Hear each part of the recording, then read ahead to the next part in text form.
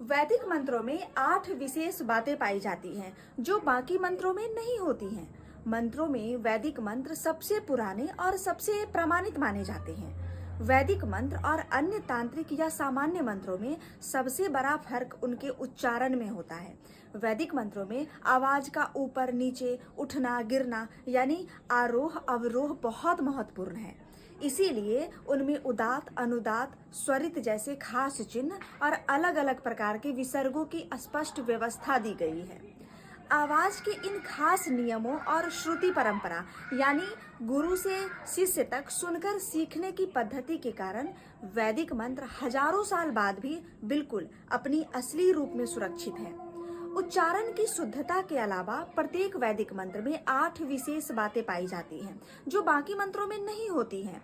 ऋषि, छंद, देवता, बीज, शक्ति, कीलक, विनियोग और न्यास।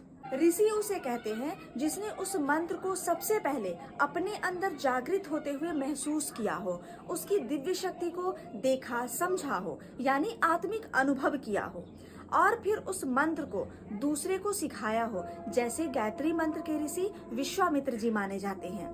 एक बात और ध्यान रखने योग्य है कि मंत्र के ऋषि मंत्र के बनाने वाले या रचने वाले नहीं होते, क्योंकि वैदिक मंत्रों को बनाने वाला कोई इंसान नहीं है। उनके असली रचयिता स्वयं ईश्वर है। हर मंत्र का एक छंद होता है यानी मंत्र किस लय और किस गति में बोला जाएगा। हर मंत्र का एक देवता भी होता है, मतलब वो दिव्य शक्ति जिसके लिए मंत्र बोला जाता है। हर मंत्र में एक बीज शब्द भी होता है जो मंत्र की मुख्य ऊर्जा और शक्ति को देता है। हर मंत्र की अपनी अलग शक्ति होती है। कीलक को मंत्र की खुंटी कहा गया है, यानी वो जगह जहाँ मंत्र की चेतना ऊर्जा बंधी रहती है। लंबे समय तक जप करने से ये खुंटी हट जाती है और मंत्र की असली शक्ति प्रकट होने लगती है, जिससे साधक को अपने इष्ट जिसकी वो साधना करता है उनका दिव्य अनुभव होने लगता है। कई मंत्रों में कीलक हटाने के लिए अलग से कीलक भेदन भी दिया रहता है, जिसे पढ़ने से मंत्र का कीलक टूट जाता है। अब बात करते हैं विनियोग की। विनियोग में मंत्र का उद्देश्य और उसका पूरा रूप बताया जाता है। ये एक तरह से संकल्प का सूक्ष्म रूप है।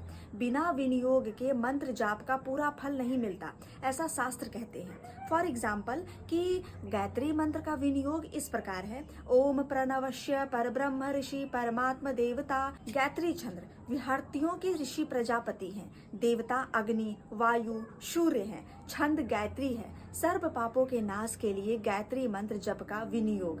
अब बात करते हैं न्यास की। न्यास में मंत्र के शब्दों को